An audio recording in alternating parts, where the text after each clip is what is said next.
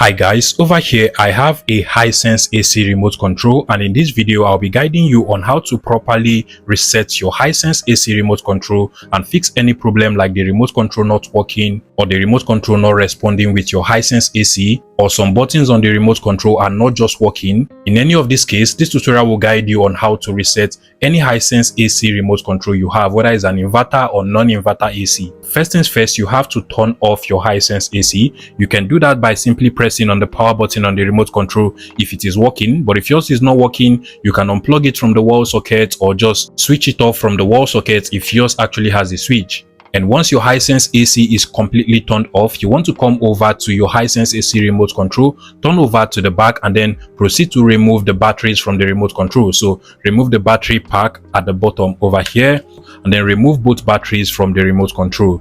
So I'm just going to remove mine. Now once the batteries are completely out, the next thing you want to do is to go ahead and long press on the power button on your Hisense AC remote control. So just press for about 5 to 10 seconds, and what this will do is that if there is any power surge that is causing the remote control not to work, this will drain it of that power surge and probably reset the remote control so it can work properly again. Now after about 5 to 10 seconds, you want to release the power button and then proceed to insert your batteries one more time. So make sure that your batteries are actually good at this particular point. Personally, I would recommend you go ahead and get new AAA batteries just to be sure that the problem is not specifically from your batteries, and then make sure you also insert them inside of the remote control properly as well. So here we have the flat surface of the battery. You want to make sure it fits with the negative or the part of the battery that has a spring. So this flat surface should fit just like so.